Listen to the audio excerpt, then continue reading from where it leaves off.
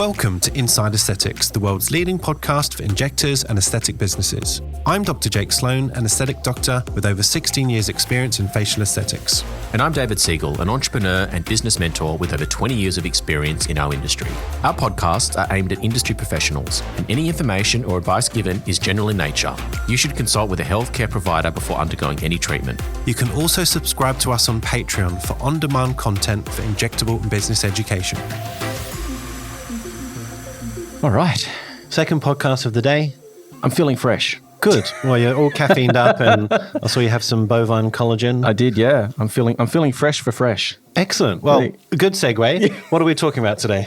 Well, you're joined by our good friends, Dr. John Holbrook and Dr. John Delaney from Fresh Clinics here in Australia. And they're here to talk to us about what's happening in their world. Obviously, there's a lot happening in terms of regulations here in Australia. Things have changed. The goalposts have moved in terms of how we're actually prescribing and doing treatments here in Australia. And they've got some very exciting news around their launch in the United States. So we're going to unpack all of that. We're going to talk about some software as well. So it's going to be a really exciting episode. These guys have been on the podcast before. They have, in a lot of ways, revolutionized the aesthetics market here in Australia, particularly for our nurse friends out there. So I'm excited to unpack that, and welcome to the podcast again, guys. Great to have you. Thanks, guys. Thank you. Thanks very much. Nice to be here. It is an absolute pleasure. We like to be friends of the pod. We know that, we're listeners, and we know a lot of people that we work with are, and we've been really proud of your success and observing that. So very, very happy to partake again. Thank you. Thank you very much. Now, just some quick podcast news. You guys, if you have been listening to previous podcasts, hopefully you have, you'll know that we have divided selected podcasts from episode 265 into two halves. This one will be one half or one whole, yes. So you don't need to subscribe, but some of our podcasts moving forwards will be subscriber only. So all the information is in the podcast description if you want to find out more about that, and also about our Patreon. And we've got a little exciting competition with our Patreon in collaboration with Fresh Clinics. So we'll talk about that at the end of the podcast. Excellent. Now let's get into this. So we have John Delaney, John Holbrook. You guys have been on the podcast at least twice, I think, from memory. John Delaney, do you want to introduce yourself again first for the listeners who are new to us? Thanks, Jake. Yeah, so I'm a medical doctor from Australia, and with John Holbrook, my business partner, who's also a medical doctor, we founded Fresh Clinics, which was in 2018, and have grown since then to be proud contributors to the aesthetics industry in Australia. And hopefully and humbly, we're hoping to bring our model and our viewpoint on good practice within cosmetic aesthetic medicine to the US and beyond. We're thrilled to be here, and just echoing kind of the shared sentiment we have with you guys, and we appreciate the standing up and being proud for the aesthetics industry and doing the best work we can to help drive the industry forward. Yeah, and we've known each other for a long time outside of the podcast as well, and obviously we all work in the industry. But even sort of outside of the industry, we've all worked together. So it's been great to build something, individually, and to watch that growth. I think, at least from our perspective, to watch you guys, and hopefully that's reflected back to us as well. Yes, we're the Mutual Admiration Society. Yeah. Now, people might not know this. I think we might have referenced it on our first podcast. We were in hospital together, all three of us. I remember being in the doctor's room. Oh, I thought you were going to say you were all patients. No, definitely not. And, we were all baby doctors together. So, yeah, it's been really cool to sort of watch that journey of what you guys have done. And, you've been amazingly successful. But for the people who don't really understand your services, what do you actually provide, like in the nuts and bolts of what is Fresh, I guess? Yeah, thanks, Jake. And I appreciate that. I do fondly remember us working together as junior doctors, although you were a year senior to us, which it's kind of like high school, and that means you're the big dog on campus. Did Jake steal your lunch? Yeah, exactly. Yeah. My milk money. So we, at a fundamental level, we're a business-to-business supplier to cosmetic clinics, to med spas. And in the main, and where we've cut our teeth and had our greatest success, is empowering entrepreneurial cosmetic nurses to start, to grow, and to thrive. We do that by providing technology that allows those nurses to connect on demand to qualified doctors who are able to supervise their practice and connect for complication management where needed. We also provide a bunch of other services. So that includes training to get you started and also to help you to achieve your best outcomes. And that might mean clinical training, but it also can be business training in how to market effectively, and so on and so forth. And, I'll just note that we're looking forward to having David come to our conference in October to lean into some of that business coaching, which as clinicians is often an area where we do need a bit of lift in. We also support through community, and that's a big part of what we do, is we bring like-minded clinicians together who have a safe view of what good patient care looks like, but they're also interested in driving the business forward. And we, as colleagues in the hospital, know that it is a very collegiate environment. You've got a lot of support around you. You've got a lot of people going through the same thing. What we found is that nurses in particular and doctors to some extent who go out and start their own practice in cosmetics or otherwise find themselves suddenly isolated, and suddenly they're small business owners, which was never part of the training. What we do is bring people together and allow them to share their experiences and combine their voices so that we can advocate for them in a regulatory sense. We can advocate for them with the pharmaceutical partners and so on. We're really fortunate to be supporters of a largely female-dominated industry, which we get inspiration and courage from every day.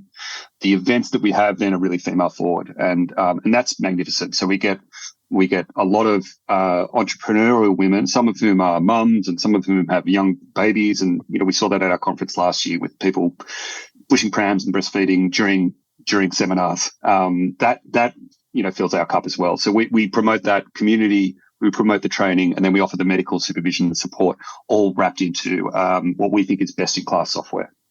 That's all right, supported and really tied together by a software ecosystem. That software, we invest a lot of time and resources into building that, and we continue to do so. And it's come a long way. There's a lot more to come, which we're very excited about as well. John H., I don't know if you could elaborate for maybe listeners who are thinking, well, why do you need this technology? Why can't you just inject Botox? Why do you need a doctor? Because in every country it's different. So what's the sort of the basis of it, or why do you need your service? Yeah, so in Australia, and this is true for some countries, this is true in most of the United States as well, although the US is unique in that every state has its own different regulations. But in order for a nurse in Australia to inject, and again, most of the US as well, there needs to be a consult with the doctor. And that needs to be a video consultation, so doctor and patient and the injector. And so the software, among other things that it does, it allows that, and it ties that consult together seamlessly with an electronic medical record. In the US as well, they often refer to as good faith exams, depends on the state, but so GFEs. And so we have, a platform which enables those GFEs. And so that enablement of the software then allows those clinics, those med spas, to go and treat the patients, but to have that oversight, which is both legally required, but also medically is an important piece, right? That there is oversight, so that when something goes wrong, and thankfully, as you know, the treatment's actually very safe, but when they do go wrong, things can go quite wrong. Mm. And so we then ensure that there is that medical backing to assist with any complications as well that occur. Yeah.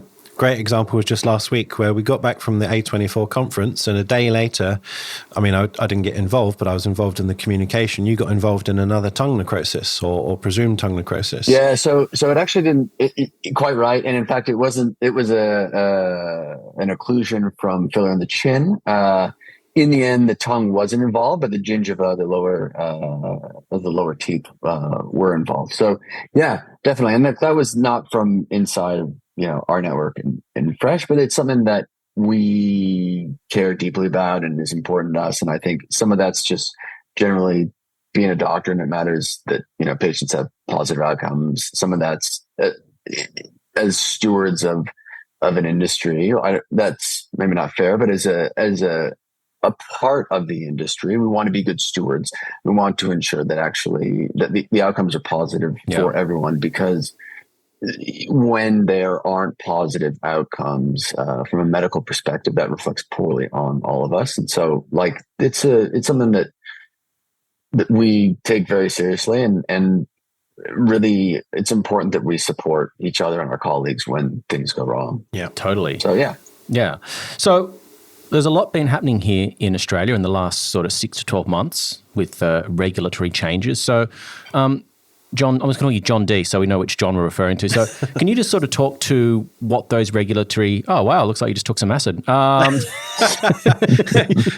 like fireworks going on in the background. For listeners of the podcast, the Apple AI just set up some fireworks behind me. So can you just talk to some of the regulatory changes that have happened here? So I know we've had some stuff that happened down in Tasmania with some licensing situation that made things a little bit complicated. There's some speculation as to whether that's going to spread to other parts of the country. And then we've had these sort of global, when I say global, Australia-wide regulatory changes in the way we're advertising scheduled medications. There's been some implications to how you use before and after photos. So it really has affected the industry quite profoundly, some more than others, depending on how advanced your business is and how many patients you have in your database. But can you just talk to that a little bit from your perspective? Yeah, happy to, David. And we are part of the benefits of scale that we have is we can be a single point of inquiry around these regulatory changes for our members of our network, where a small business owner in Ballarat might struggle to get an answer out of the TGA. We can and have good relationships with many of the regulatory authorities that we've developed over time and developed through the proof of our network and the proof of our supervision. So some of those changes, so APRA 18 months ago put out a couple of changes that were reasonably large in terms of the post-treatment information that needed to be provided to patients. There were some TGA guideline recommendations that came through, and then the Tasmanian regulations as well. And I'll go through each of those. But I think the key thing at the start to highlight is, and it's a business maxim, but it's true, is that the change is the only thing that remains constant. Yep. And so it is the case here. It is the case in the US. It is the case across the world, particularly in the medical space. The regulations are going to continue to evolve. And as our industry continues to grow at 15% compounded annual growth, we will more and more draw the attention of regulators. The ambition for us as a group in terms of Fresh Clinics, but also more broadly when we speak to our counterparts at the pharmaceutical companies and at the chain clinics and all across the industry, is that we want to self-govern in such a way that the regulations assist in keeping us all safe rather than radical changes to our practice. Sometimes that doesn't work and the regulators have a different view of what safe and normal is. But I think, and we think, that competition on the main street for customers is great, and we should all be engaged in that in a healthy way. But as soon as the patient's being treated, we think the competition should dissipate. And if there is a need for complication management, we all band together. And, a good example of that, Jake, is as you illustrated, there was a complication at a clinic that doesn't use our network and doesn't use you as a doctor, but there was a collaboration behind the scenes, as is commonplace in medicine, and that this is medicine and we shouldn't forget that. We should band together and support those patients. Now, that's patient safety. Compliance with the regulations is a bit distinct. So APRA came out and said you need to distribute an email or a letter to the patient after they're treated that says who was the doctor, who was the nurse, what was the treatment, what's the complication management protocol, including a backup doctor to call. Now, because we can integrate all that into our technology, all of the nurses in our network were compliant on day one. And I'd hazard to guess that they were the only ones in Australia that were compliant. We still have a lot of requests from people outside of our network saying, hey, can we use your software because we want to be compliant? We can turn that on with the flick of a button. And APRA likes us because of that reason. They also like us because if people are non-compliant, we can have those conversations with those nurses and help with that compliance side. The TGA regulations were interesting. So for foreign listeners, TGA is our FDA equivalent. They govern what you can say when you advertise cosmetic treatments, in fact, any medical treatment. And so they came out and actually clarified some of their interpretation of what the rules say. Interestingly, one of the things that they said was you can't say cosmetic injectable. But 5 years ago, it was the TGA who said cosmetic injectable is the phrase you should use. So what we're on here is a euphemism treadmill, right? They will come up with something else, and then in 5 years' time, they'll say you can't say that anymore. Some of that is pejorative. Some of that is that there are people at upper levels of government and upper levels of influential positions in society who have a dim view of cosmetic injectables as a choice that someone might make about their appearance. In our opinion, that is unnecessarily prejudiced and paternalistic.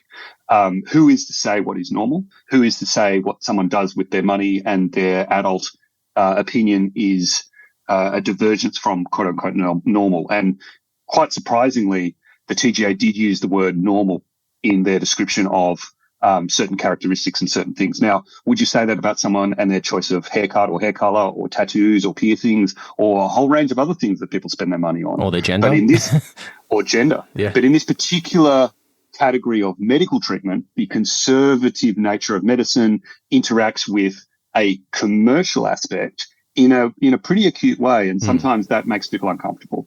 Now, we would say that we work very hard to ensure that there is a suitable level of screening and protection for things like body dysmorphic disorder baked into our software. And that is, we have screening tools for BDD baked in. We also have screening tools at the entry point to our network. So nurses and clinics coming into our network are vetted for experience and quality before they join. Part of that is because we think that's the right thing to do. But it also protects the doctors who are part of our network who authorize those treatments. They're experienced clinicians in their own right. They're experienced in cosmetic injectables.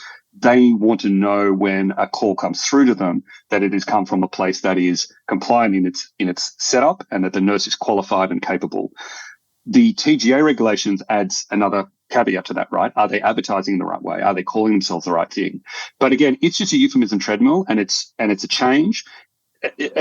Adaptation to that change is now just a mandatory part of business going forward. It doesn't necessarily change a lot about how you conduct business, and what we find is most business that comes into clinics is hyperlocal referral networks, right? Your school, their friends, etc. That seems to be the way that a lot of people get business. Now, that's not to undervalue Instagram and various social media channels, but it is important to note that it doesn't really matter whether or not you think the rule is right or not. You just have to abide by it. Cosmetic injectable is a great example. If you call yourself Jake's Cosmetic Injectables and you've built up a really good following and you've got an Instagram handle that's at Jake's Cosmetic Injectables, unfortunately, you've got to change that. That's just now the rule. And it doesn't matter how unfair that is, it is the rule going forward. That adaptation has to happen, and then business can carry on as usual. And I don't think it'll materially impact the public's appetite for these treatments and for them to be delivered in a safe way. So that's the TGA stuff. Lastly is the Tasmania regulation changes. Now, there was a movement in Tasmania to bring in a rule that you had to have a doctor on site in the clinic. And to a layperson who isn't very au fait with this industry, that might seem like a reasonable thing. It was our job and the job of the industry at large, but we set down representatives to advocate for the nurse entrepreneurs and for the small doctors that can't afford to have a high level of compliance infrastructure baked into what they're doing. Although they're safe, they don't need an overbearing level of compliance infrastructure. Now, doctor on site might seem like a good idea, but what we know is that the skills to manage complications in this area are actually very rare and specialized. And the other thing that we know is that it is safe and reasonable and commonplace to manage complications remotely with a healthcare professional on the ground treating that patient in person. And we've done that successfully over hundreds of thousands of treatments.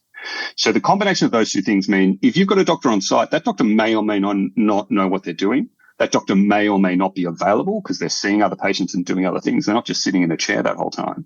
It might end up having the unintended consequence of making the industry less safe.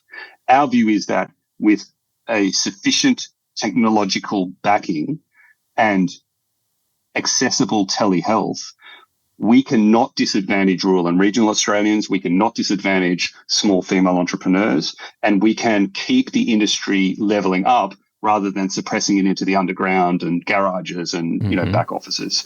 So we're advocating very strongly around that space, and we think we've got the track record to help demonstrate that. For the nurses in Tasmania, we stuck it out and we helped them. Some of the other providers of our sort of services found it to be too difficult and pulled out, but we stayed the course and we've supported them. And now the nurses in our network are, to my knowledge, the only independents that are authorised to practice in Tasmania. I might just add to that.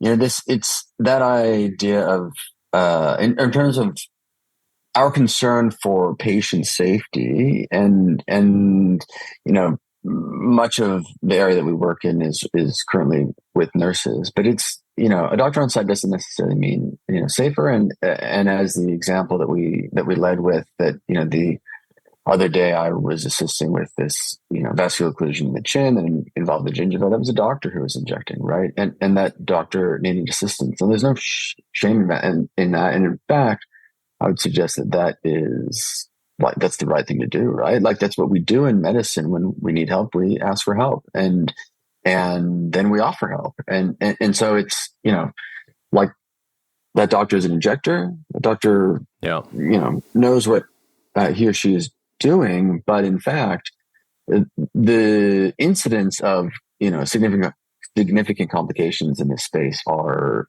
low enough that actually you just don't see that many. And therefore there is some, I think, expertise, which we can then leverage from a telehealth perspective, because it is very few people that see a lot of these and that can then, manage them well. Yeah. Yeah, and I think it just to close off one of those points is that most of the regulation changes we think are very sensible and we support, and in fact our nurses are already doing. Some of them stem from a either misinformed or a prejudiced opinion of this industry as a whole, and therefore seek to over-regulate or overburden with regulation to stymie the growth of the industry, to have less people getting injected. Again, that's a judgment call. That's a pejorative judgment call that this industry is somehow less good or less worthy of support. Now, don't get me wrong, we are in favour of regulation that provides patient safety, but some of it can be a bit overbearing, and some of it comes from a position of discrimination towards these nurses that are trying to grow their business and change their lives for the better. Is it possible for those nurses to be supervised safely and for them to grow and for patients to have a highly satisfactory experience? We think it is. We think we've demonstrated that time and time again. There was a case recently with, again, it was a doctor injector, not part of our network, but we know of the story that doctor accompanied the patient to the emergency room for support in the emergency department and did everything that a clinician could be reasonably expected to do to provide a good outcome for that patient. And the patient did have a good outcome. And then the emergency room called that patient up and asked if that patient would like to make a complaint against APRA about the patient, even though the patient had been consented properly. They'd gone ahead with this elective treatment. A complication had happened and that doctor had done everything that would be reasonably expected of any clinician in that circumstance.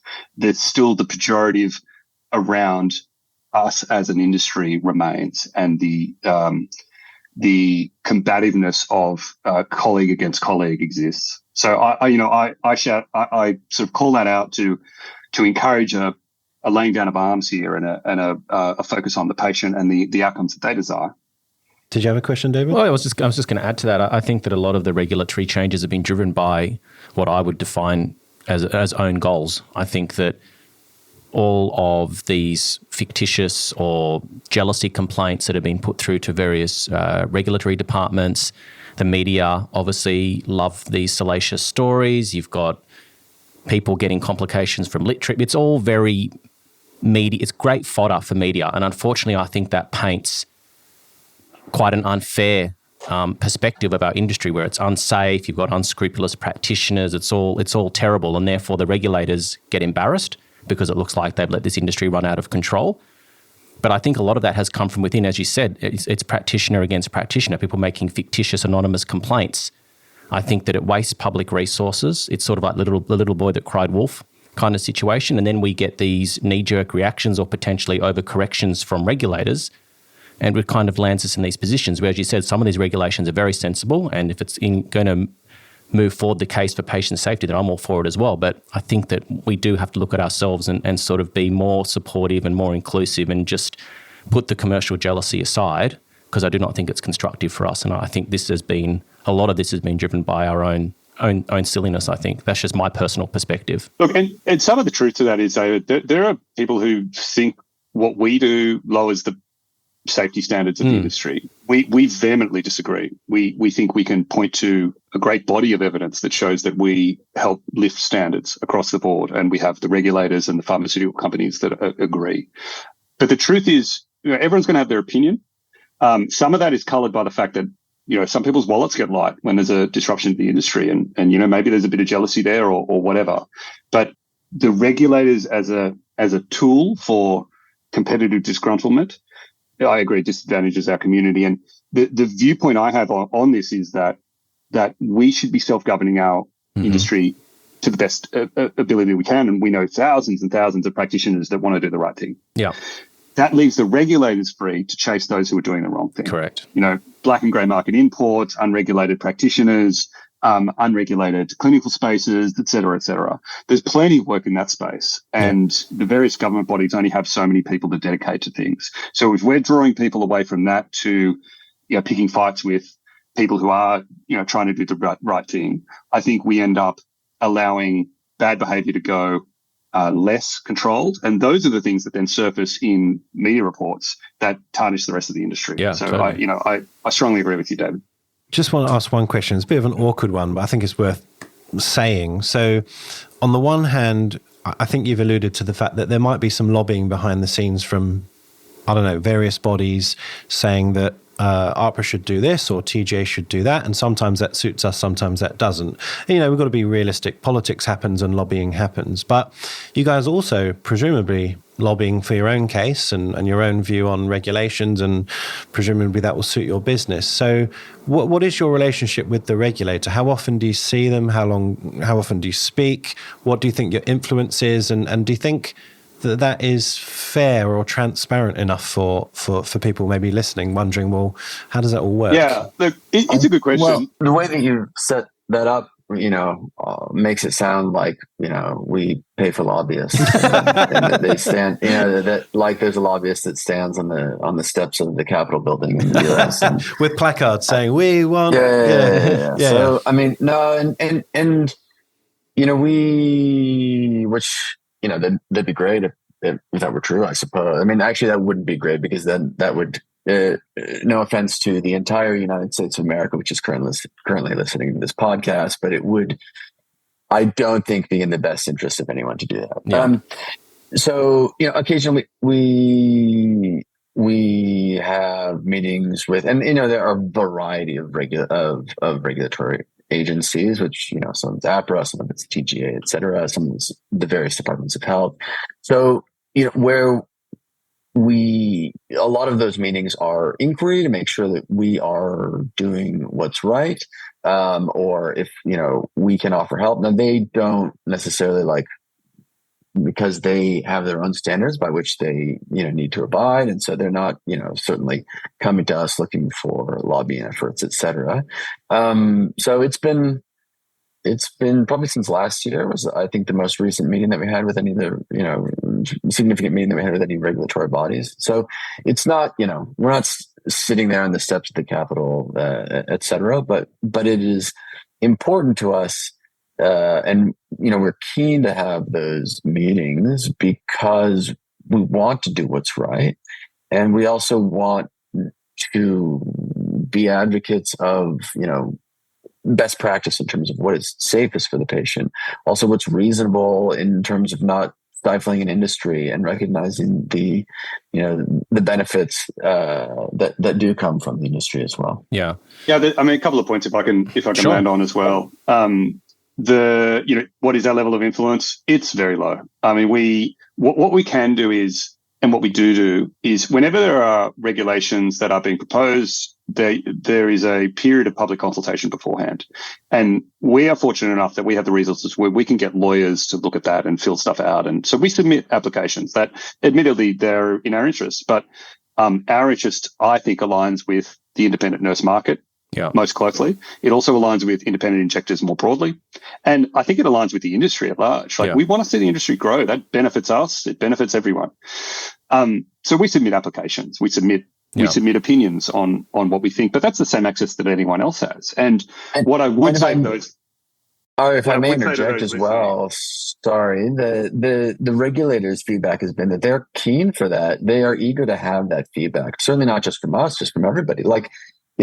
They don't want to disrupt things for the sake of disruption. They recognize that there is value that is created here. And so they want that feedback. So in as much as I can then just encourage everyone to give that feedback, I would. That's been their desire. Sorry, John, to interrupt you. Well, no, I was going to, to quote Barack Obama, don't boo, vote, and get out there. If you are feeling like these regulation changes have affected your business, get involved in the public consultation process. Submit an opinion. You're a small business owner. This is going to affect you X, Y, Z. And where there are opinions that go against you, write a letter to your minister or get involved. We've got to be advocates for our industry. No one else will. Now, we've got the capacity to get other people to do that, and it's everyone's got a busy life and they're kids at home and all that sort of stuff. So I don't mean to make it out that it's easy, but that if this is your lifeblood and this is what you do, you should be across the regulations. You should be trying to affect them where you can. Some of the utility for an organisation like the TGA, for instance, is we can ask questions on behalf of thousands. Yes, and so that doesn't necessarily give us influence, but it does allow us to be a conduit for information. We run webinars all the time. The highest attended webinar we've ever had was one where we spoke about the TGA regulations. In fact, John Holbrook led that effort. So we communicated back to the nurse audience that are part of our network what we heard from the horse's mouth, so to speak. And we will continue to do that. So we would like to act as a conduit rather than an influencer. But organizations like Nursing and Midwifery Board and so on will reach out to us from time to time to say, hey, what do you think about this? You guys are plugged into the industry, et cetera. That's sort of the level of it. Yeah. What do you think the level of understanding of our industry is by the regulators? Because a lot of criticism that we saw in our chat groups, and obviously we've got our finger on the pulse as well, is a lot of the people who watch those announcements or sort of one-way sort of webinars with these regulators, they felt a little bit insulted that the regulators didn't even know how to pronounce like the drug names. They felt like they had a very, I wouldn't even call it cursory understanding of what it is that we do. And then the feedback we got was like, how dare you like impose all this on us? You don't even know what we do. You don't even have, you haven't even bothered to learn how to pronounce the names of the products that we're using. So how on earth can you be responsibly regulating us? What do you think about that? I think that it's tough, right? Yeah. I mean, on the one hand, with the regulators, they've got a massive purview. Sure. Like they are, you look at the TGA, right? They are looking after the approvals for every medication that comes into Australia, the advertising for everything, like everything. And then in the corner is little old cosmetic injectables. Yeah. So how many brain cycles and staff resources and budget can they allocate to it? Not much really. And to your point before, they've got to be seen to be doing something about an industry that is self-governed, but it's salacious and there's media reports. And so there's this ecosystem of controversy and regulatory control that intersects. And sometimes we get squashed, sometimes it's they've got to come out and do something. So they do something and that thing is a little bit poorly thought out potentially. In my experience dealing with regulators, almost always they're good people. They're trying to do the right thing. They're public servants and they want to make sure that patients are safe and they don't want to get in the way of businesses operating and thriving. In fact, the Nursing Midwifery Board were very supportive of cosmetic nurses. They feel like this is an opportunity for nurse entrepreneurs to grow and thrive in a way that hasn't been accessible before for nurses, right? You either go into hospital management or you stay on the ward for the rest of your life. Here's another alternative career path, and they were supportive of it. So although it might seem from 1,000 yards like there's people twirling mustaches and concocting plans, it's really not the case. Like, it's all a human system. Everyone's trying. Things don't go perfectly, and that's a process to work on, admittedly. Yeah. On the other side, could public consultation have been better in some of those changes? Absolutely, it could. Yeah. But, everything's in its context, right? So all we can do is try within the system that exists to advocate strongly for our industry. And where changes then do come, let's work out how to continue doing the good work that we're doing, make sure bad operators are isolated and identified, and hopefully the next iteration of changes is something that's that helps the industry to grow further. But I don't think any of the changes, as inconvenient sometimes as they have been, I don't think any of them will put anyone out of business. Maybe I'm wrong, and maybe you'll get some hate mail from this. but I think that, I go back to what I was saying, change is the only thing that's going to stay constant. So how quickly can you adapt your business to the new regulations? And if you're a safe practitioner doing good work, most probably you're already doing most of the things that they want. Now, the TGA regulation advertising changes, that caught people a little bit by surprise. But, them's the rules now. So that's what you've got to do. And it's on us to be good citizens and to self-regulate. And I maintain, and that is a part of why I'm always happy to assist with any, complication that exists medically. Because I think not only is it important from patient outcome, but it just we should be good citizens and we should be helping each other out. Yeah. It's a tricky one, isn't it? Because we want our patients to be informed. The more educated they are, the better decisions they're going to make. As you said, some of these TGA regulations have now made it difficult. It was difficult before, but now it's even more difficult for patients to get informed around, the different treatment options that you have. If you're looking at an image, how do you know what's actually being done? And you're finding people now that are going to overseas websites to gain information to then undergo treatments here in Australia. It seems nonsensical to me, but it's a difficult one because I understand we're talking about scheduled medications, but surely there has to be some sort of middle ground where you can actually allow patients to be informed, because I think informed patients lead to safer outcomes and results they're going to be happy with. Do you guys have a view on that at all? Well, a key example of that's high lays. There was a spate of negative media attention on high lays a while ago. This is probably 12 months ago, right? Mm. So people were coming in kind of afraid of high lays. Now, the level of ignorance from the media, potentially deliberate malfeasance around that space is pretty shocking, because it's like trying to disparage antibiotics, right? Yeah. And so someone then comes in and needs a therapy to rescue their tissue from necrosis, and they're terrified of it. Yeah. Now, medicines have risks, and I'm not here to say that high lays is without any potential complications, but the exaggerated horror stories that filled the tabloid papers here for a little while, because they got onto a good thing and they were getting a lot of clicks out of it. And, I understand that side of it, but there is a certain level of responsibility that information distributors need to have to make sure that the populations are informed. Mm-hmm. It's difficult for the pharmaceutical companies to differentiate their products because they can't do direct-to-consumer advertising. And I would not say that that's a good thing, but it also means that customers aren't aware, or patients aren't aware of the different treatment modalities and what's right for them. And so for that reason, they rely a lot on the nurses, their local nurses. And going back to what I was saying about those hyper-local referral networks, because advertising is so restricted, those clinics they're the experts in the space, and those nurses are the people who know. They're who you go to. And so that's why we invest a lot in training. That's why we make sure that the nurses are informed about the latest treatments, and we partner with the pharmaceutical companies to make sure that information is distributed to them in as unbiased a fashion as can be managed in that commercial environment.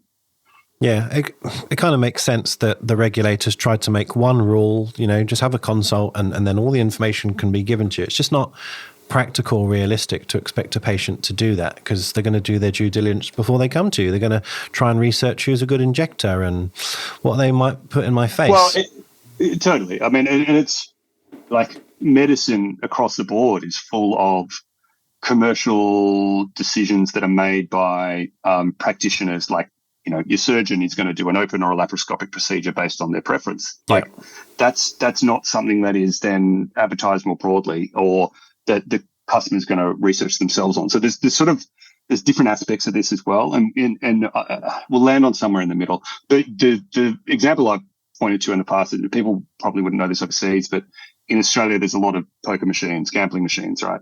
But you can't advertise them. So they're what's euphemistically known as a VIP lounge in a pub or a bar, right? So you see this, if you're from overseas, you come here and you see VIP lounge, that sounds great. And you go in there and it's just a bunch of blokes smoking and playing gaming machines. That's that euphemism of communication where everyone knows what it means and therefore the information is conveyed, but it kind of navigates that regulatory framework. I think we'll get to a similar place where people will say, consultation for anti-aging wrinkles, and you call up and the information's given or whatever. Well, there'll be a navigation around it. Well, see, but we had that, and on the guidance of the TGA, it was called an anti-wrinkle treatment, not the other word.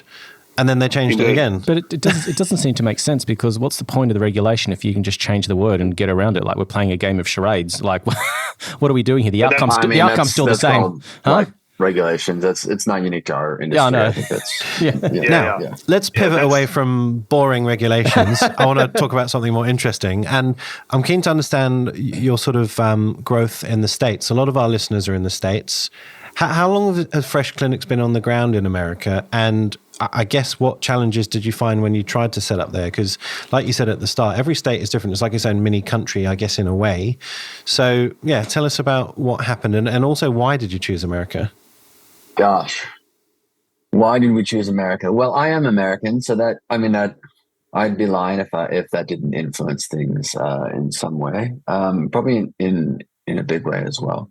We've been in there in Texas. So to clarify, we are in Texas and only in Texas. And again, some of the uniqueness about the United States is that in some ways, and in medicine in particular, it's a bit like 50 countries as opposed to 50. One country and 50 states. And so, every state has its medical board and those boards then dictate, appropriate practice, and you've got to be board certified in that, not necessarily board certified, but you need to have rights to practice in that state to then practice medicine in that state, right? So we're in Texas. We've been there for about a year or so. There are a lot of interesting learnings about the U.S. The risk appetite in the U.S. is very different than it is here. And in classic American fashion, like if you can make a buck doing it, somebody better believe somebody's gonna do it, Right? And so some of our times over the past 12 months or so, there's really been spent learning what is the best way that we can support these med spas over there.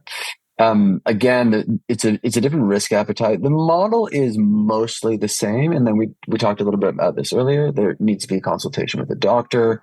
That needs to be, or actually in the US, there's a much larger use of what's referred to as mid-levels. So nurse practitioners or physician's assistants over there. But there needs to be a consultation if a registered nurse is going to be the one who's injecting. Now in Texas, in fact, not just registered nurses can inject. And so and this is very state dependent. So some states, anybody can inject. If I'm not mistaken, I think Idaho is a bit like that. In Texas, for botulinum toxin, dermal therapists, as an example, can inject. So there are some differences there, but there nonetheless needs to be a medical consultation that occurs between the patient and the doctor, or potentially mid-level, who's then working underneath a doctor. But the risk appetite is quite different, which is, and an example, a bit of an extreme example, but a true example was, I think it would have been last year if I recall, but in Texas, in a med spa, a patient had IV TPN. Now, as you know, Jake, TPN isn't a great therapy, but it's better than death. Do you mean so IV food basically Total to keep someone alive? Nutrition, correct? Yeah. IV food, right? So we, and where do we use it in medicine? Where there are pretty massive, gastrointestinal surgeries, and the gut needs time to heal, and you can't put food in it, and And it's often given in the ICU, and patients are very unwell. And again, it's not a great option, but it's better than, starvation and death. Yeah. But somebody gave TPN to a well patient in a med spa in Texas. That patient died. Holy shit. Yeah. So, right, there's very real consequences to some of these actions, but somebody was willing to say that seemed like a reasonable thing, right? And you and I sitting here would suggest that that's not reasonable, but somebody seemed to think it was reasonable. And so I think that it is again extreme, but it does represent what we've, from where we sit here in Australia, a difference in attitude in terms of risk appetite. So it's been interesting to navigate some of the cultural differences in terms of, what is a reasonable thing for a med spa to do, culturally as well. IV therapies, IV vitamin infusions, et cetera, a big thing in the United States. So John and I, we don't support that here because we don't think it's actually reasonable. There's not, there's not therapeutic use for it. Patients are well. It's actually kind of like charging someone for expensive urine is kind of what you're doing, right? So, but it's a big deal in the US. So it's been interesting time to navigate some of those cultural differences more than anything, right? Medicine remains the same. That is true globally. Yeah. Medicine is the same, but there are cultural attitudes and risk appetites which are a little bit different. Yeah. Okay, so how have you guys been received in Texas? I mean, you've got these, one Australian, one kind of Australian that's really American. How were you guys received over there? I mean, this is a fairly novel business model. I'm not sure what existed. Maybe that's something we can talk about as well. I mean, are there other businesses like yours in Texas? How were you received, and what's the growth trajectory been like so far? Yeah. I mean, it's really an exciting space to be in, and it's different and it's new, and we're back to startup phase again. In Australia, we're scaling, and there's lots of staff members, and we support the nurses here in a way that is well received, and we continue to onboard new clinics. And in the US, we've been scrapping. We've been scrapping hard. It's been good without setting the world on fire, and we think there are a few things we can change to help that. A couple of things remain true. People need medical directors, they need doctors, and the software generally in the market isn't as good as it could be. That's not ours, although ours needs some work, but generally speaking, people aren't happy with the software in the industry because it often came from somewhere else. Yeah. General practice, family medicine, yoga studios, hairdressers, physiotherapists, whatever, right? But this is really specific stuff, really niche. Regulatory environments, very tricky and detailed. And the clinical governance is very important. You need to be able to connect to doctors, and you need to know what you're talking about. So we think we're uniquely placed to be able to put that in market. We've got about 50 clinics using us in the US, which we're very proud to serve. And we do a good job of serving those clinics. So what's the competitive landscape like there? Obviously, you guys have made a bit of a splash since you've been over there, but are there other people offering similar services? What does it actually look like? Yeah, it's a good question. I mean, there are a couple doing semi-similar roles. I think the unique thing we have is that overlapping circles of the tech, the understanding of the industry from a service model perspective, but also that clinical governance really baked in. I haven't seen anyone with those three things baked together. Some of them have a tech focus, some of them are small groups that have industry knowledge but don't have that governance baked in or don't have the tech or whatever. So I think the three of those together provides us with a unique platform. Sure. And using that tech to bake in the very specific legal requirements in each jurisdiction gives us an advantage, I think. One of the rules in the US that again, US listeners would be aware of is the corporate practice of medicine rules. And what that means simply is that where a medical treatment is done, payment for that medical treatment must go to a doctor. And that obviously makes it difficult if you're a nurse running a med spa. How do you make that payment go to the doctor? And what we do is we bake that into the technology so that you don't need to think about it as a nurse entrepreneur. You can continue treating patients and doing the right things there. And we make sure that the legals are tight and the technology works such that the money flows in the correct way and everyone can, carry on with doing good work and treating patients. Our priorities are this. We want to make sure that the industry can grow safely. There are more people who want to be injected than there are people capable of doing the injecting. And that's a problem across the world that is recognized by the major pharmaceutical companies. They can't train enough nurses to do this injecting. For that to happen, those nurses need to have the infrastructure around them such that they can do it safely, and where there are, patient management issues, they're supported by doctors. So that's like priority number one is can we facilitate an environment where nurse and doctor entrepreneurs, medical entrepreneurs, can treat patients in a cosmetic clinic of their own making with the support and infrastructure around them such that those patients are safe and they can flourish. So that's priority one. Priority two, and I don't mean to imply that they're in a sequential order, but I'm just outlining two things, is can we make it so that the compliance paperwork and regulatory setup is done to the letter, and it's relatively easy for those nurses and clinic owners. So that's the two things that are side by side is, can we do it so that the patient is safe, and can we do it so that the clinic is compliant? Sometimes those things overlap where safety and compliance meet. Sometimes they don't. And there's just particular things that you've got to do because that's the way it was set up. Our view is that most people, almost everyone, wants to be compliant. You've just got to lower the barrier to compliance enough such that it becomes a very easy leap.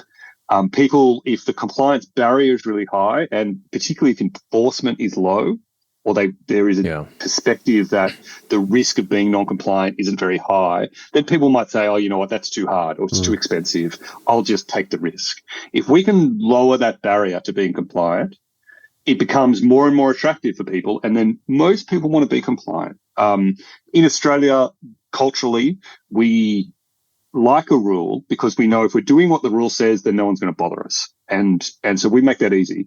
We've found in Texas, it's not quite the same culturally. There are some people who just don't like the rules and don't like the government.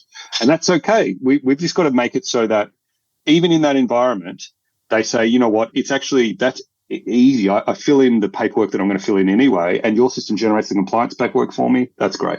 So we are navigating those two spheres in the US. As John mentioned, the risk appetite is greater there. We thought, at least naively, I thought going over that med spa and cosmetic clinic, we would say a cosmetic clinic in Australia, and in the US, I would say a med spa. And I thought the two terms were interchangeable. But actually there is meaning in the med spa in that there's a lot more peri-medicine that's done. There's a lot more IV infusions, vitamin injections. Lots of the clinics want to do semaglutide and the various other weight loss kind of medications and programs. Some people even want to do things like hormone replacement therapy. Mm-hmm. So we, as clinicians, came over with some preconceived ideas about what we thought was safe and reasonable for a cosmetic clinic to do, and that needed some honing. Yeah. And we're continuing to work on that. So that's some of our work that we're doing over there. We're ambitious about what we can do from the software point of view and that the deeper medical compliance and oversight that we have. We're rapidly trying to roll that out. We were at the American Med Spa Association conference in March. We were there the year before. And what fills us with confidence and hope is that the communities are the same. The people are the same. And it's people who want to do good work, who are proud of what they do. They want to be compliant. They also don't want to be overburdened by people pushing them around, telling them what to do. If they wanted that, they had that in the hospital. So they're out, they're setting up their own business, and they want to run their own game, but they also want to know that they've got that support. And that's where we're coming in and trying to plug in. And look, I think in some ways it actually leads in nicely to a bit about the software, which is, we spent time in the past talking a lot about the support that we offer to nurse injectors, and that's, we've discussed that here today. The reality, as John mentioned, right, is that those compliance requirements are there for all of us, regardless of whether you're a nurse injector, whether you're a doctor who's injecting, et cetera, right? And so a lot of the focus of the software is lowering the barriers to being compliant, right? Because again, using a local Australian example, the APRA changes that came in July last year required there was patient care, aftercare documentation that every patient needed to have, and so on and so forth. And we, with the software, we're able to enable that. Well, but that requirement is not unique to nurse injectors, right? That's true for all of us that are injecting. And so, excitingly, software can solve a lot of those problems. And so we are launching that for the community at large, not just for nurse injectors, but actually for doctors as well. So I've got a beta version of it that I am using, which it works. It's great. It's an EMR. It also assists in that compliance burden so that it's actually less of a burden and that we can get on doing good work that our patients like, but also operating in a way which is safe and efficient. So that's coming, which is exciting. And in fact, it's here. And in fact, if anybody's interested in trying out some other versions, by all means, thank you, Jake, for the hand raise there. But reach out. The beautiful thing about making software is that it's not a fixed product, right? So it launches in its state, and then we can build what it needs to be, right? Which we do with feedback. And look, this is really great. And if we had this, it would actually really assist me to be more efficient. It would save me time. It would, all of those things. So, yeah.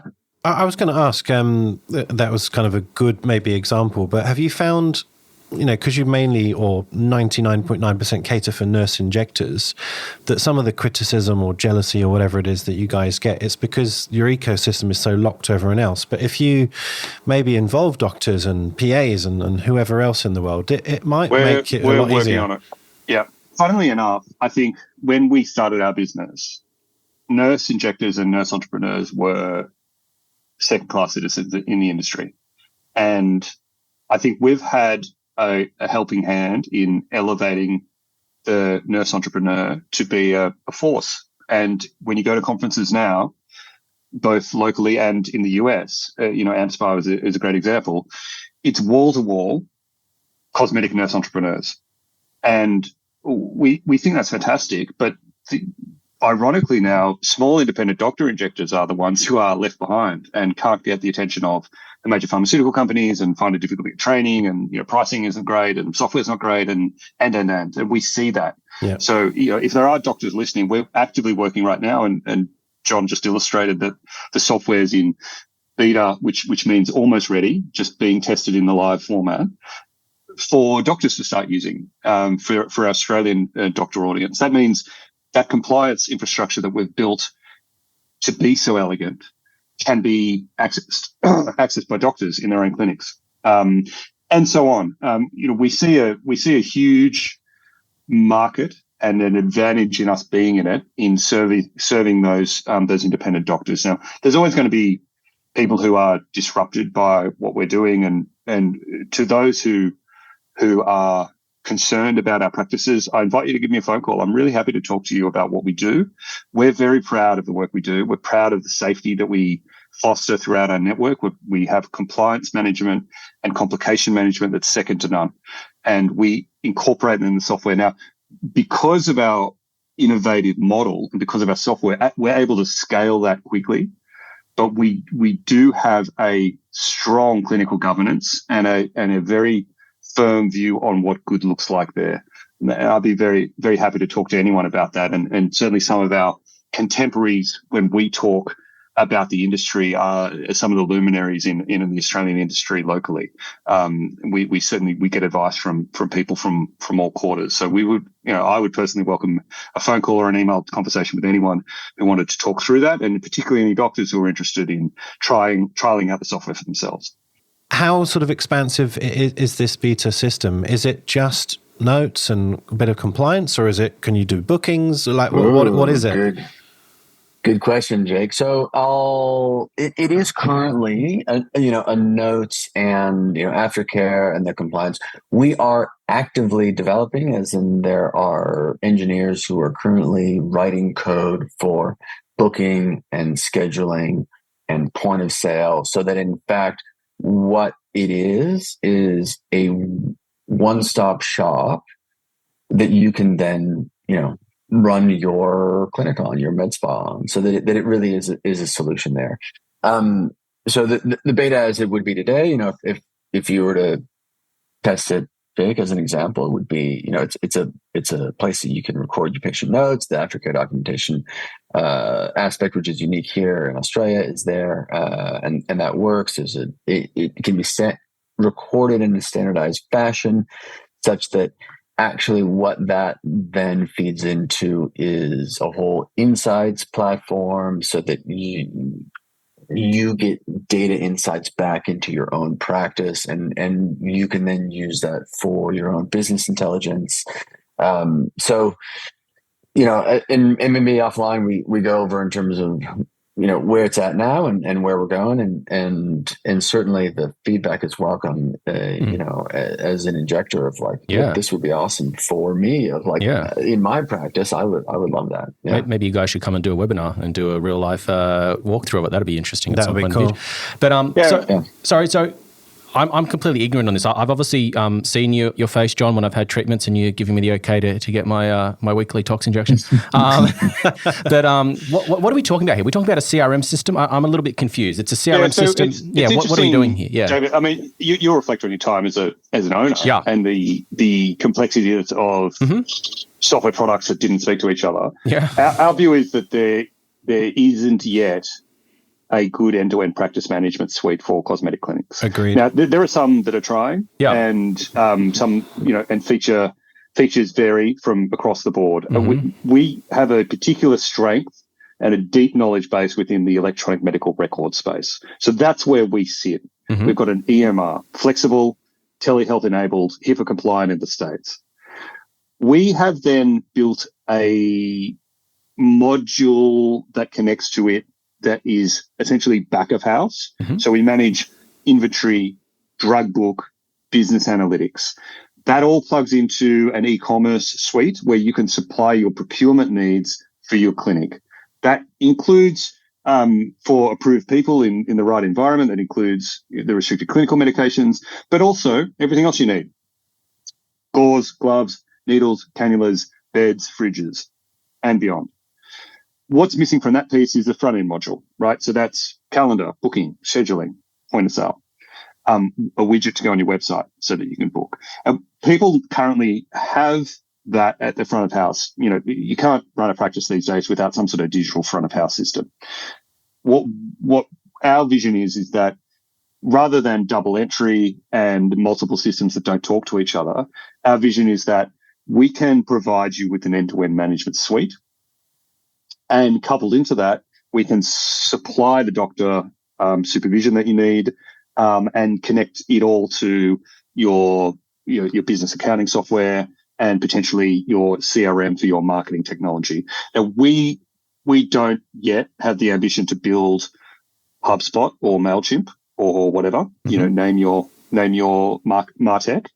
We would instead prefer to have some really great syncing automation features. We'll probably have some marketing features baked in, like, text message reminders, birthday notes, etc. One of the things we do know from our own experience as clinician injectors and our experience in working with thousands of clinician injectors is it's not the injecting part that is tricky for most people. It's actually the business part. It's marketing and balancing your budgets and knowing when to expand your footprint and bring on another nurse or get a device or what have you. So a lot of what we want to do, and we have a dedicated team of data and analytics engineers, is feed data back to you on your own business and help you benchmark against others. We have thousands of clinics that use us. And so in a very de-aggregated sense, we can say, I am a clinic in a regional area of Australia, for example. How am I performing compared to my peers? I have no idea. But we can start to show you, compared to rural and regional clinics, you are doing more business, less business. But at a very granular level, we can say you are underdosing the frontalis relative to your peers, or you're overdosing in your jawline filler. And starting to combine some of that data, you can drill down into, well, I have, let's say, for example, I have 3 clinics. I can see the inventory in each clinic at a glance and on my phone from home on a Sunday evening, and I can order product. I can set reminders at inventory levels when they get down to a certain amount. I can then drill down per nurse and see what's the profitability of that nurse, and are there areas where that particular nurse could be trained more to achieve a better outcome for the business or a better outcome for clients, and so on and so on.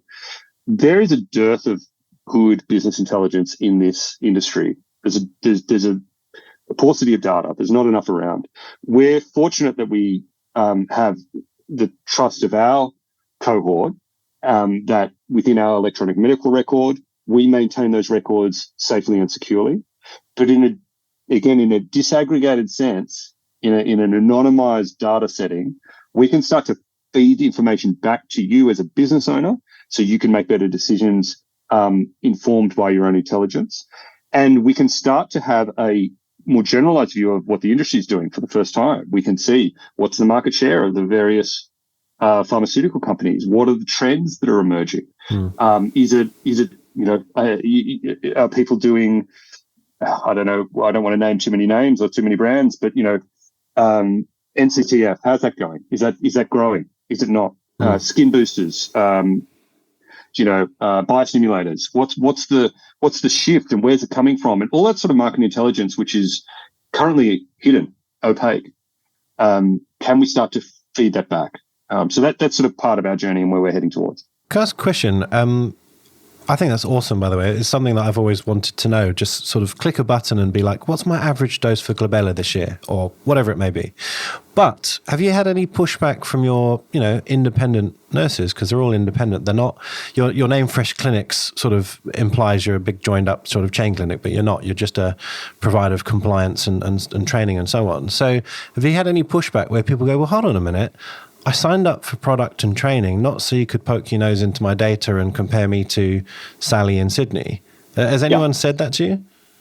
So to date, we only released our data and analytics dashboard about a month ago. Right. To date, the feedback's been really great. Yeah. I would welcome anyone who had some feedback to the contrary to us to please reach out. We want to be very accessible and we want to adapt to the needs of our community.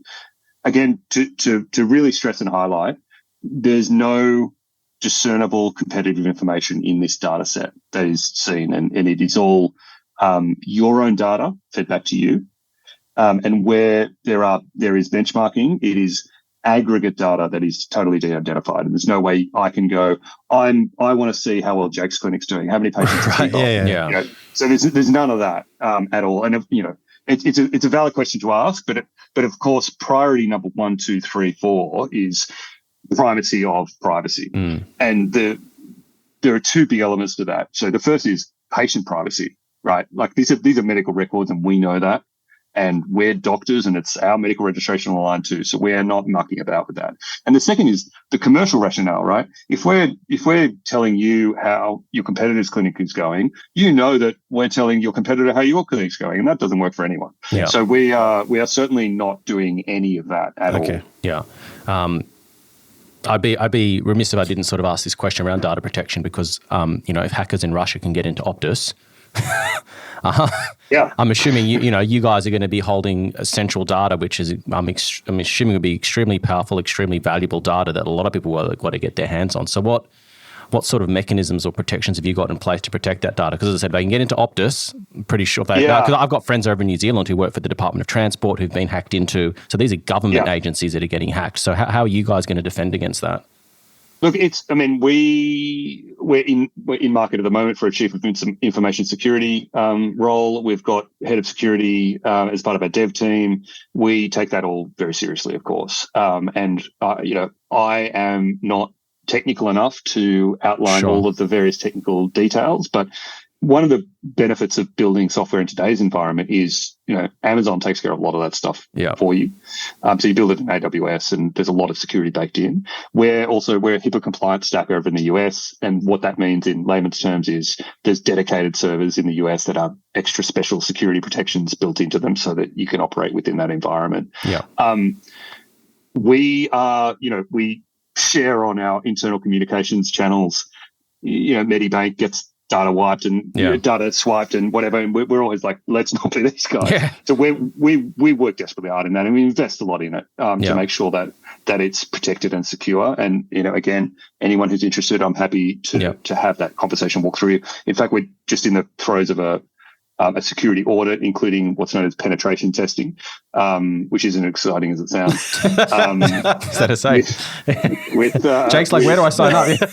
Yeah. I'll be crash dummy number one. So we're in the process of that, and you get people who essentially try to hack you, in a professional environment. They try to exploit vulnerabilities and then report back to you what those are, and you can patch them. So we're in a constant iteration. It's a movable thing, but we're hyper aware of it, and we invest heavily in it. Would people be able to opt out if they don't want their data sort of aggregated and moved, or is that okay? Yeah, the challenge with that is then they don't get the business intelligence. Back to them. So that is of course a choice for people, and we prioritize the individual in that environment. And if you don't feel comfortable, like, of course there are disadvantages to that, right? Like you then just don't get that business intelligence that competitors getting. Yeah, I mean, that data is really important. I mean, a lot of the conversations that I'm having with my clients, and I've got the advantage of talking to people in Europe, America, like all over the world. I talk to clients, so I see a lot of stuff and trends that are happening, not just here in Australia and America, but everywhere. And the amount of challenges that I have with just trying to get data around, okay, well, what's your average spend? What's your break-even point every week? I mean, I speak to a lot of people who, and this is not a criticism, this is just the reality of the situation. I mean, I will say, what's your break-even point every week? Do you understand how to read a P&L? And these questions are met with no or no response. And I said, not a criticism, since they've never been taught. And I think that as medical professionals, not just medical professionals, I mean, my dad was a lawyer. I mean, he was terrible at this stuff. He was really good at what he did, but the business side of things, no idea. And so if you've got a piece of software that allows people to have that accessibility, because I can't start helping someone with a business unless I understand financially what's underpinning that business.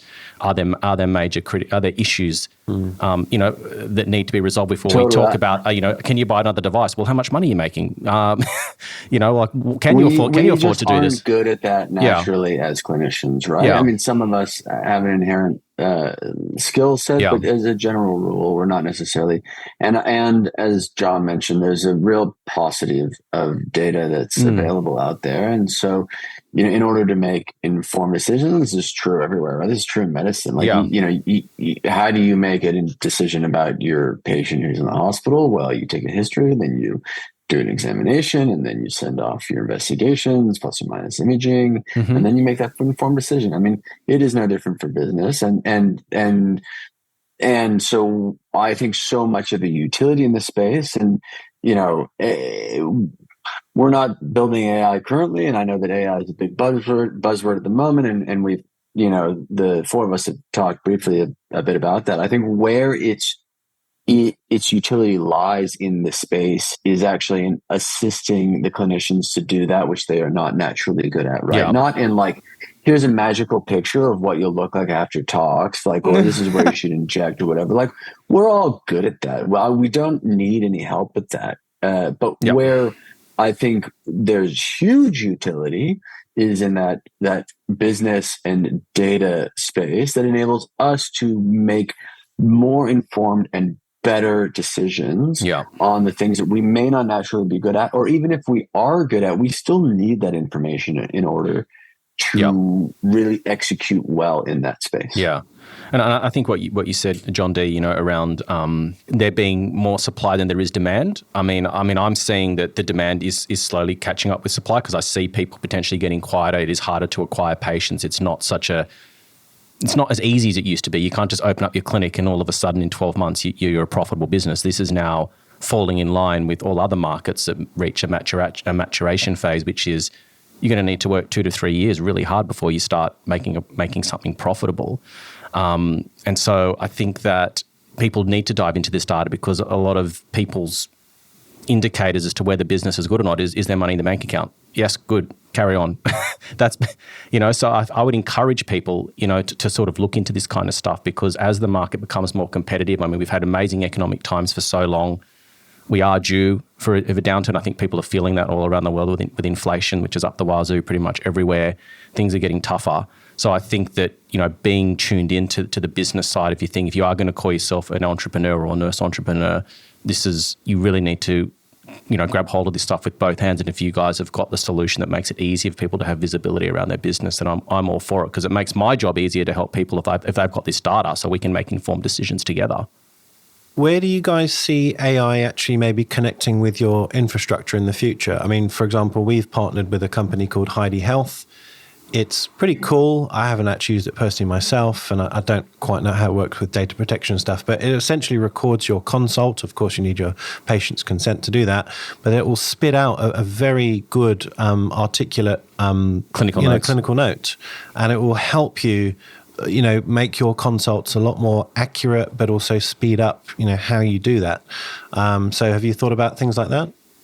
Yeah, look, so I mean, I haven't used Heidi Health, but I'm familiar with it as well. And I think I spoke to a plastic surgeon about this at a conference recently, and he was saying, look, it's not perfect.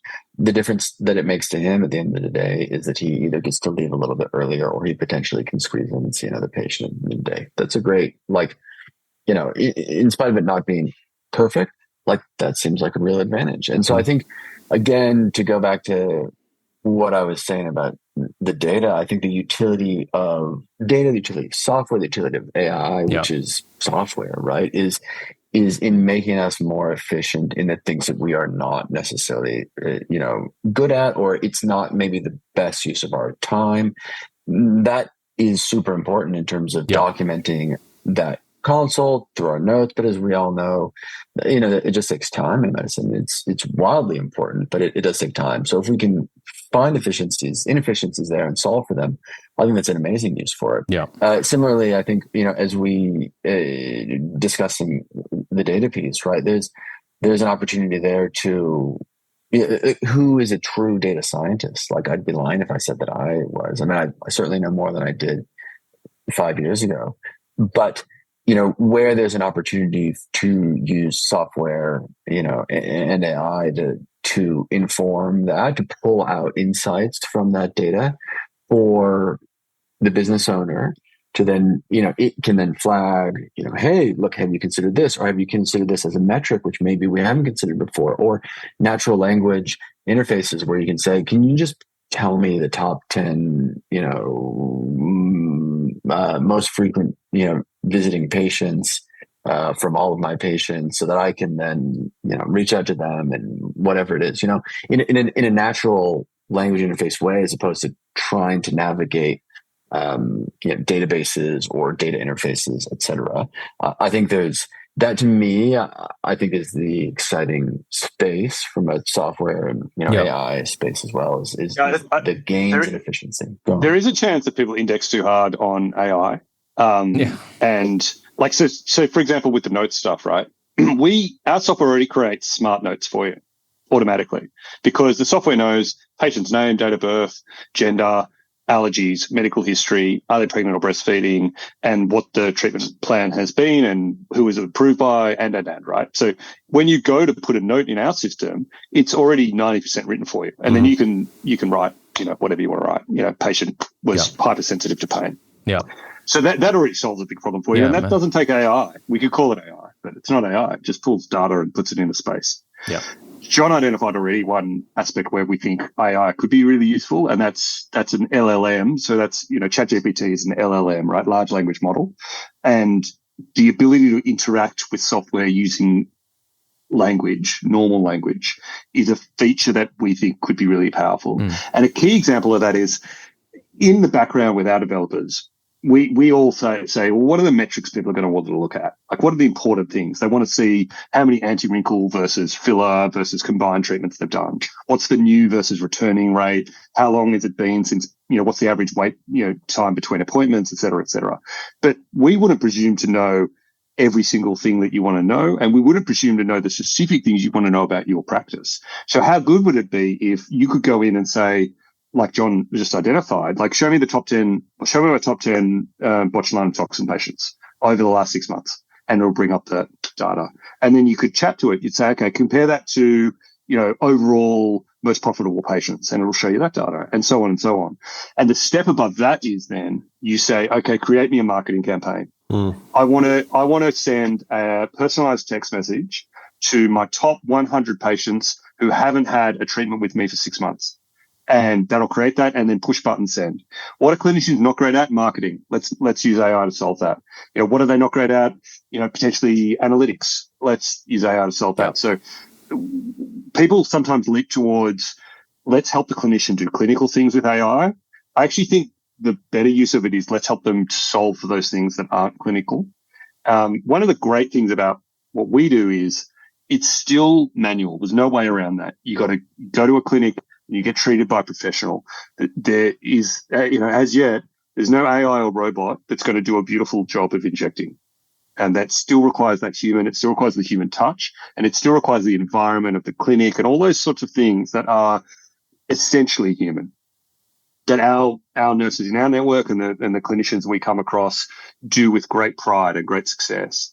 But are they spending the amount of time they need to be on marketing to get the next patient in the door? Perhaps not. Can we make that more efficient? I think so. So that's some of the AI application potentials that we've looked at. There are a mountain of things that you could do and tease out, and some of that is around patient outcomes, and a phase we would like to get to is having some sort of post-treatment follow-up data where people are satisfied or not satisfied. So let's say someone in your clinic switches from botulinum toxin A to botulinum toxin B. At a 3-month follow-up point, how happy are they with that decision? Wouldn't that be great data to know? And if we can tell you that information, and then overlay that with the demographic profile of that patient, we can help you to have those conversations in the future. And potentially one of the challenges that sometimes clinicians have is in sales, is in upselling, right? Someone comes in for a lip flip. How do you get to the bottom of what are their actual hopes and needs? What are they trying to achieve here? And how can the services that I can provide help them to achieve that? Potentially there is a way in the future that AI says, look, based on this patient profile, we would recommend, X. We recommend that this is the treatment plan. Now, that's not to say that that patient should do that, but it does open the conversation nicely. Yeah. Where you as the clinician can say, look, computer says X. Let's talk about this. Let's talk about what a biostimulator is and why it's recommending that. Let's talk about some of these other non-traditional areas that you might not think about, because very few people are going to walk in saying, I want a biostimulatory treatment, right? That's where that nurse expert comes in. And can we help facilitate that conversation with some use of AI? Maybe that's a pathway there. Yeah, that's exciting. The Jew in me wants to know how much this costs.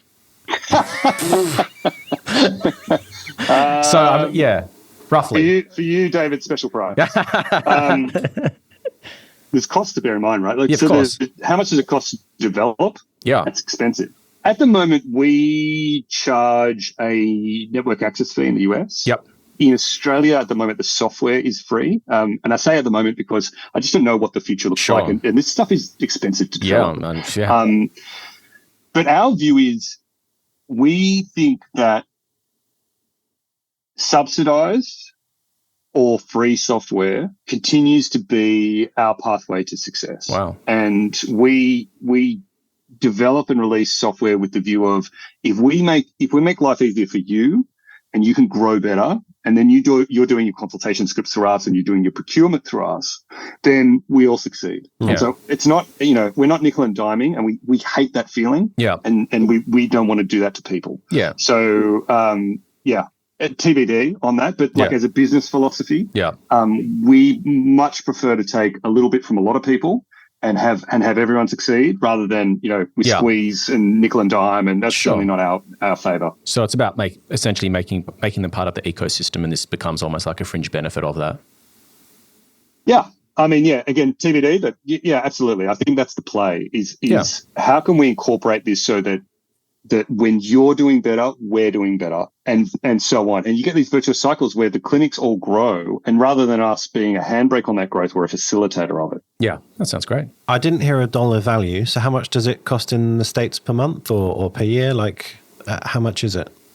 So at the moment, it depends, and it's a bit nuanced. So if you're getting your medical director through us, it's $475 a month because that includes medical directors. Mm-hmm. Now, for the Australian listeners, a medical director in the US is specifically attached to your clinic and can cost $1,500 to $2,000 a month. Right. So we've disrupted that. We use our technology to connect medical directors, make that much more efficient. So that's that network access fee.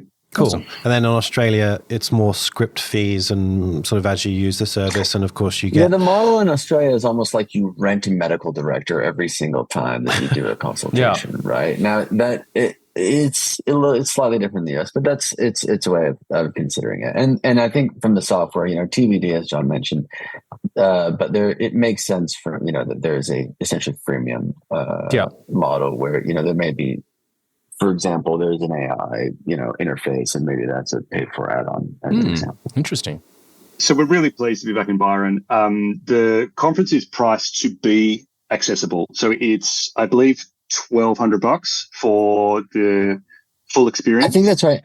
And I might add too that, there may be a perception that, look, you've got to already be part of Fresh Clinics, you've got to be a nurse to cover that. None of those things are actually the case. And so, the majority of the delegates will be nurses, but and a number of the speakers, are doctors, but you can be a doctor and attend as well. You don't necessarily have to be, a part of the Fresh Clinics network yet to come as well. So, So we about building community. We warmly welcome people to come from anywhere. Come and check it out. See what all the fuss is about. I'll gladly share a drink with you or a peppermint tea, and we're big fans of the work that you guys do. Thank you. Jake and David and Inside Aesthetics, and we know the value that the Patreon members get from being part of that and the exclusive content that they do receive. So we're really thrilled to be able to provide as a bit of a lucky draw prize in the first week of September, I believe, we're going to be giving away 10 Inside Aesthetics Patreon subscriptions to 10 lucky ticket holders. If people are already subscribers, we can stack that on for a bonus 12 months for them. But we're really thrilled to partner around that, and we're glad to promote internally to our network the utility of just having some of that extra content available to you, and look, the value that people get back from that Patreon subscription so far, as we've heard, is high degree of satisfaction, and we just applaud you on that content creation. So we're thrilled to be able to co-promote that and look out on our socials. We're at fresh.clinics on Instagram for upcoming information on that. Thank you very much, guys. Yeah, we appreciate your support, and I guess we're helping each other promote each other's messages about fostering sharing of information and education and growing together. Yeah, just a positive community. Yeah. So I guess just to finalize, any ticket member from Fresh for the Fresh Life Conference will be involved in this competition, whether you like it or not, I guess. If you don't want it, you can give it back. And Fresh will be doing sort of a random number generated type competition. So it's all, there's no sort of choosing your favorite nurse. It's all done behind the scenes. No favoritism. Yeah, exactly. I was going to ask whether or not you come and wear a bit of a tutu and we could turn a ball machine. And, yes. Yeah. We need to oversee that this is done legitimately. Yeah. We'll do it. Yeah, that sounds like fun. And then, of course, we'll let you guys announce it, I guess, internally, and then you just connect us and we'll sort them out with their subscriptions. Yeah, awesome. Perfect. Yeah. Now, we're going to end on some listener questions. We've had a couple, some that are interesting. I think it's worth, transparency and clarity. Yeah, I mean, for every, 10 positive pieces of feedback that, we get, I'm sure you guys get as well, there's obviously people that want to ask, potentially spiky questions or have some concerns, and we just thought, let's ask them to you guys, because whether we like them or not, they're happening out there in the marketplace, and it's just your opportunity to sort of address any of the concerns and correct people's incorrect assumptions about what you guys do. And all right, let's take it away. Yeah, well, normally kind of do a shout out for who submitted the question, but these people have decided to be anonymous, so I don't know if you're comfortable with that or not, but anyway. Much like an APRA complaint. Yeah, exactly. Okay, when you did your first episode on IA, you essentially said that you want to raise standards, and I think we've discussed a lot of that today. But some have argued that you've simply moved the chain model into the independent market with a cheaper mass buying model for, in many cases, less experienced nurses. What is the strategy to flood the market with less experienced nurses, and how does that advance things? Well, I mean, there's a couple of premises there to understand. One is that the chain model isn't necessarily a bad thing. So if we broaden the chain model, I think we were a response to the chain model. Yeah. I think the chains were able to buy a mill of filler. We were able to inject a mill of filler in someone's lips retail for less than an independent nurse could buy at wholesale. And that's a problem. That distorts the market to such a degree that it squashes, a whole industry. So that's point one. Is I disagree with the characterization that the spread of the chain is a bad thing. Point two is, I disagree that we're also flooding the market, which is again that's sort of, I'm going to say pejorative, but I said that before. I'm going to say discriminatory language. Yeah. There is an appetite for these services that extends beyond the privileged. Yeah. And the historical trajectory of the industry was very much restricted to high net worth individuals with the luxury of time and plenty of disposable income. Now, you can argue as to whether or not that is a good or a bad thing, but LCA, and you've had LCA founders, interviewed here before. They democratize the market. Yep. I think that there's a protectionism that doctors have around this space, and I assume that question came from a doctor. And again, I don't know who it was, but I'd welcome them to give me a call, and I'm very happy to talk through our process. We have rigorous checks on the way in. We don't let anyone in. You have to be someone who has a clinical background, and that's registered nurse, that's you've done clinical time in the hospital. You have to pass our compliance checks for qualifications and experience. We offer training and insist on training if the experience that our compliance team assess to be underdone. And then we provide ongoing mentorship and support. There is a model that exists outside of us, which is Dr. X, has a cosmetic clinic in inverted commas, but they are not available and they don't take the calls and they don't do complication management. Do you know who does? We do. That exists across the industry. We are a backup support network for so many doctors, and we do it gladly because we do it well. We know what we're doing. We have sophisticated complication management networks. We have sophisticated compliance and safety networks at the beginning, and we make sure that the doctors who are authorizing these treatments are well trained and know what they're talking about. Yeah. I think just to sort of carry on from what you said around, being a market disruptor, whether you're Airbnb or Uber, all these companies that come into a fairly established marketplace where there's been, rules of engagement for a long time, and someone disrupts that, it's always going to be met with criticism and people not being too happy about it. So, I think that this is just par for the course. Yeah. Look, where I welcome fair criticism. I think that the language in that particular criticism suggests to me that perhaps I'm making that person's wallet a bit lighter, and they're not happy about it. If they have specific criticisms of our model, I'd be very happy to talk to them about it and hear it out. But the general view that somehow more people doing this work is bad, I disagree with. I think that, some of our busiest practices are rural and regional. And I come from the country, right? I'm from country Australia. And I think that it is critical I am critical of the view that this should be only done in Double Bay or Neutral Bay, or Chadstone. Why can't someone in Dubbo get these treatments? And if those treatments are to have to happen safely, it's a telehealth environment. And I would suggest that someone getting treated in Double Bay is still safer when they're managed by the specific specialized management that we are able to bring to bear in a telehealth environment than they are with, their local doctor who may or may not know too much about these practices are. So, I challenge some of the assumptions in that question. Perfect. I guess it's a follow-on. I don't know if you're able to sort of give us a rough number. How many of your nurse injectors, I don't know if you've got thousands now probably, how many of them are new, whatever new means, 1 year or under? And what does their training look like, your boot camp that you guys do, and how quickly are they out injecting?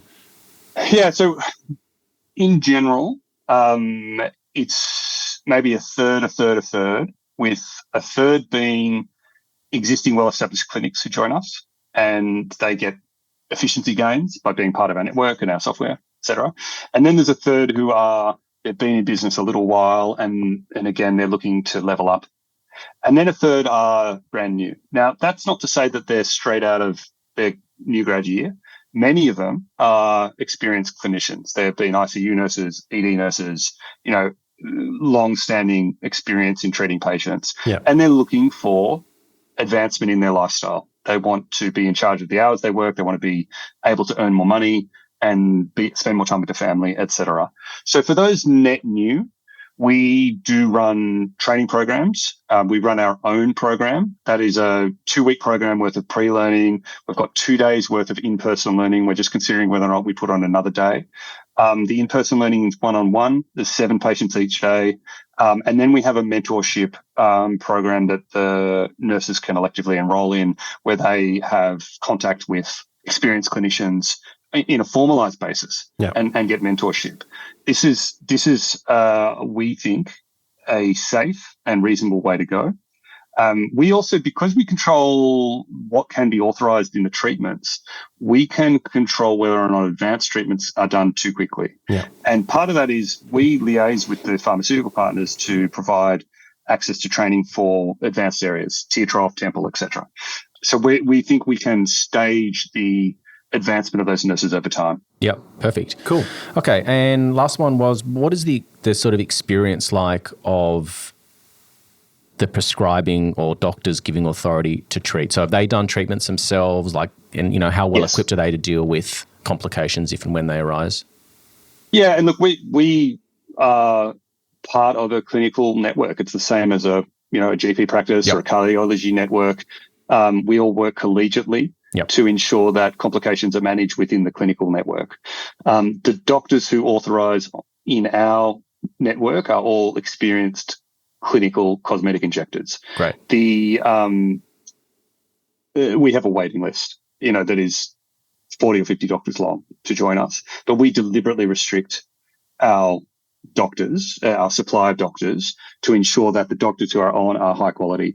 That not only means that they are knowledgeable and capable, but it also means that they're friendly. Yeah. And they understand that they represent an element of the customer experience for the nurses who use our platform. And that's really important to us. So we take feedback on that performance very seriously, alongside the clinical performance. Complications generally are referred centrally, and that's a practical matter in that the expertise to manage these things is specialized, but also the time it takes to manage these well means that we want to have clinicians who are dedicated just to doing this. And we have doctors on the payroll who just manage complications, and they do it really well. Yeah, so it's just like triage in a hospital system. Yeah, absolutely. What we've tried to do is bring clinical practice into this space, which historically has been a little bit outside the norms of clinical practice. Mm-hmm. We've tried to bring high-quality clinical governance into this space. Awesome. I guess another follow-on. So I know legally you need to be a doctor or a prescriber, and then you can be behind the phone at Fresh. But how many of your injectors actually inject sort of regularly? As far as I know, all of them are experienced injectors. I believe all of them still inject, but I don't follow them day to day. So some of them might have stopped. But it's medicine, and it's not our. Although we act in a supervisory capacity to these doctors, they're still doctors making their own decisions and doing their own things. Yeah. So we don't employ them per se. They work with us using our technology to connect with nurses. We have quality assurance programs on the way in. We run regular M&M meetings where we discuss cases. We have closed WhatsApp groups where we have clinical communication and we help each other. But at the end of the day, they're their own doctors making their own decisions, and we support them in that. Yeah, I guess I'm asking sort of outside the box, because my impression would be that AHPRA don't want any doctor prescribing Ozempic, for example, because if you're not, you don't have an understanding of diabetes and nutrition and weight loss, why would you do that even though you're a doctor? So similar question back to injecting, supervising doctors, why would you do that if you don't inject? Yeah, no, I agree. And so we have deliberately avoided the direct-to-consumer, D2C, semaglutide and cannabis and all that kind of stuff that has come up that, others do really well. Montu and eucalyptus, they've had great success. Yeah. Notably, none of them are run by doctors. And they're entrepreneurial enterprises. We do what we do well. And we stay very focused on our lane, which is servicing the cosmetic community, servicing the entrepreneurs and business owners in the cosmetic community who want to grow and do so safely and within the regulatory framework that is provided by the government. Part of that framework is, AHPRA want people who are authorising treatments to be confident in those treatments. We support that. We think that's very reasonable. Yeah. So that's part of what we do. We have onboarding training for doctors, but the ones that join us don't necessarily need that because they're practicing clinicians, and many of them have been doing treatment authorities for a long time. We believe we're kind of employer of choice in that space. Our technology makes it really easy. We don't have shifts. It's a floating system, and we provide that kind of M&M infrastructure, CPD infrastructure. We make sure that our doctors are supported as there would be in any collegiate clinical environment. And again, just stretching that out into the broader clinical environment in which cosmetic medicine finds itself, we favour a positive collegiate environment. We want to be good partners. If people have questions or issues, we're happy to talk it through. We're not trying to hide behind curtains and squeak stuff through. Like, this is out in the open. We talk to the regulators. We want to do the right thing. Yes, we're growing fast. Yes, we are ambitious for future growth, but we want to be good industry players, and we want to play within the collegiate environment of medicine in a very positive way. Cool. Excellent. Just a follow on from what you just said. So this is another question. Can you clarify, and this is obviously Australian specific, is the doctor on call giving an authority to treat, an advance directive, or a prescription? And what's the difference? And if it's not a script, why does AHPRA want the directive written and treated like a prescription? So some of that is proprietary, and we've paid lawyers a lot of money to find that out. And I just said I was going to be transparent, but that's probably some proprietary information that I wouldn't share. AHPRA have their understanding of things, and CGA have an understanding, and AHPRA have an understanding, and Medical Board of Australia have an understanding. And then there is the Poisons and Therapeutics Act in the various states. And where do they all overlap, and what's going to be tested, is in some cases not as black and white as one would assume. We have had our systems pressure tested by AHPRA. We've had our systems pressure tested by the various state authorities, and everyone's happy with the way we do things. Excellent. Yeah. The way you've worded that, it suggests that there isn't a full understanding between everyone, but maybe we'll leave it there. Yeah. Cool. Well, thank you guys for being so transparent and candid. Yes. Candid. Yeah, it's good to sort of get an update. We haven't had you on in a couple of years, at least, I think. It feels like. Has it been that long? Yeah. Well, we've been going 5.5 years now. It's insane. The interview that we had in our first one where I was wearing a jacket, but John wasn't. And so Jake brought down a jacket for John to wear that was a stripy jacket, I remember. But that was basically my first media experience. Like, as silly as that is, I was quite nervous. Oh, there you go. You've come a long way. But, you guys have grown, and we've been very, very pleased to be able to call you guys friends in the industry, and to watch your growth. And we support so much what you're doing around that. Just positive environments, right? There's enough for everyone. Yeah. Let's work together to build standards and safety and enjoy ourselves, because it should be fun, right? Yeah. Like, we're hopefully achieving good outcomes for positive, well people. That should be a fun thing for us to do.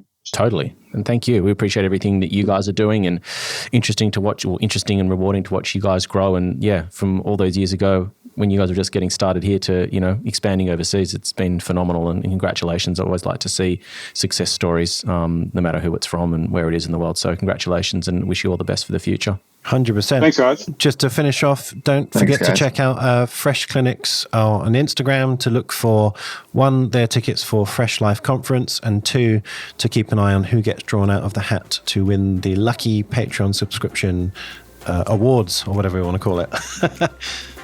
Yeah, it's fun. Thanks very much, guys. Really appreciate your time. Thank you. See you later. Okay, bye. For our latest news, follow us on Instagram at Inside Aesthetics Podcast. If you want to get in touch with myself or David, follow us on Instagram as well at Dr. Jake Sloan and David_Inside Aesthetics. Join our Patreon for invaluable business and injectable education. Get access to our global community of like-minded professionals, live and interactive Zoom sessions, hints and tip videos, webinars, and more. Head over to www.insideaesthetics.com/Patreon for more information.